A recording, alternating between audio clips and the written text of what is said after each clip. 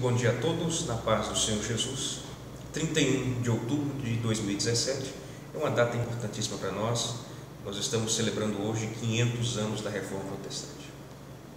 A Reforma Protestante, para nós entendermos um pouco melhor, precisamos saber o que deflagrou, o que mobilizou esta reforma.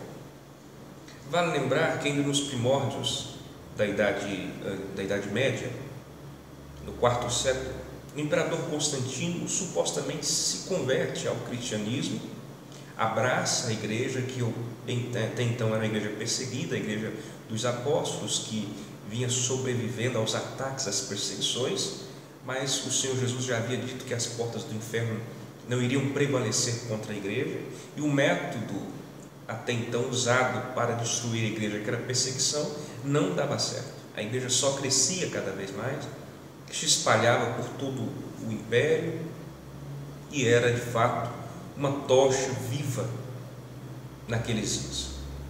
Mas então, com a conversão de Constantino, o que ocorre é que o Estado, o império, abraça a igreja deixa de ser perseguida, e com isto começam a ser inseridas algumas coisas por parte do imperador, por parte da liderança do império, para que pudesse agradar todos os povos do império. Afinal, o império reunia povos de diferentes lugares do mundo antigo, ou agora do mundo medieval. Para tanto, Constantino permite que algumas inserções sejam feitas na igreja.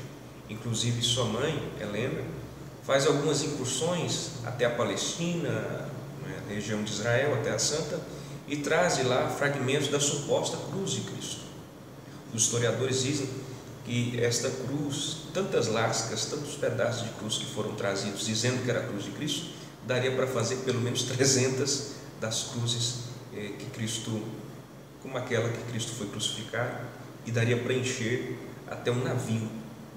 Então eram, na verdade, subterfúgios usados para poder engodar o povo, para poder enganar o povo. Dali vai surgir o paganismo, a idolatria dentro da igreja de então. A igreja ganha o título de igreja católica, e católica quer dizer universal, mundial, porque tinha esta ideia que seria uma igreja só para o mundo todo.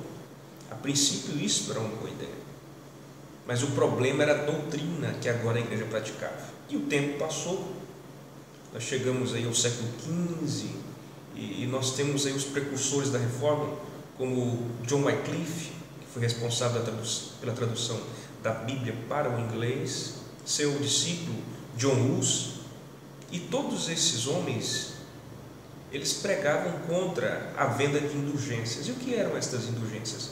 As indulgências era a compra do perdão dos pecados. Portanto, o que estava em voga não era o arrependimento, não era um coração contrito, um coração quebrantado, mas o que estava em voga é: se eu tenho dinheiro, eu posso comprar o perdão dos meus pecados. Esse perdão dos pecados não envolvia, como já disse, arrependimento, e por outro lado, eu poderia comprar o perdão dos pecados de alguém que já morreu. Se eu tivesse dúvidas que, por exemplo, alguém da minha família havia morrido sem ter os seus pecados perdoados, eu poderia comprar um perdão dos pecados de maneira retroativa, e a posteriori também. Eu poderia comprar o perdão dos meus pecados para o meu futuro. Então eram esses absurdos que a gente tinha a ideia de que serviam apenas para enganar o povo. Então esses homens se levantaram contra isso. John Hus foi mártir, e quando estava prestes a ser queimado na fogueira, ele vaticinou dizendo: olha, vocês estão matando aqui neste momento um ganso, que a palavra Hus na língua boêmia quer dizer ganso, mas daqui a 100 anos vai surgir um cisne, o qual vocês não poderão matá-lo.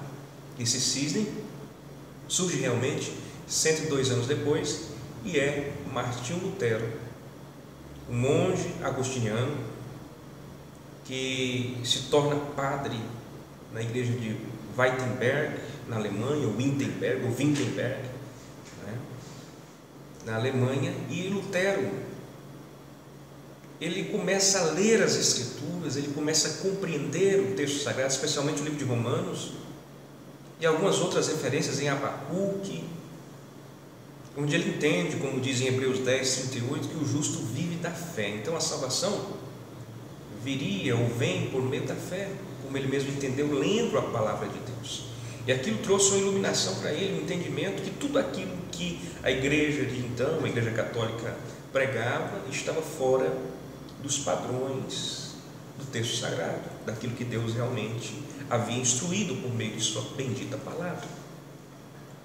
Isso é tão forte que certa vez Lutero, quando foi a Roma, e ele subia de joelhos as escadarias da igreja, com penitência pelo perdão dos seus pecados, naquele momento o Senhor Deus o repreende através do texto que ele havia lido, e ele se lembra: o justo viverá da fé.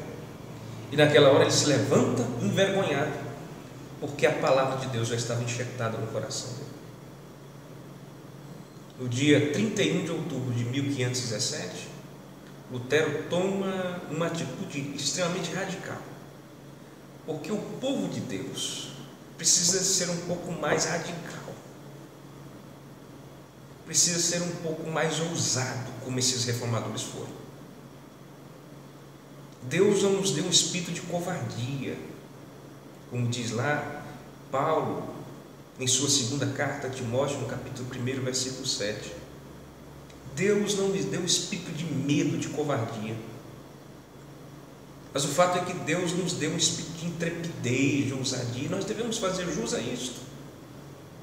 E aí Lutero vai fixar 95 teses na porta da igreja de Wittenberg, na Alemanha, e aquilo vai deflagrar uma discussão de proporções descomunais, marcando assim o início da Reforma Protestante. A Reforma Protestante foi um divisor de águas para a Idade Moderna. Hoje, por exemplo, no Brasil, um dia como hoje, as nossas escolas deveriam estar falando todas sobre isso, porque Reforma Protestante não é só algo que se refere à religião, mas se refere à história, se refere à economia, se refere ao mundo.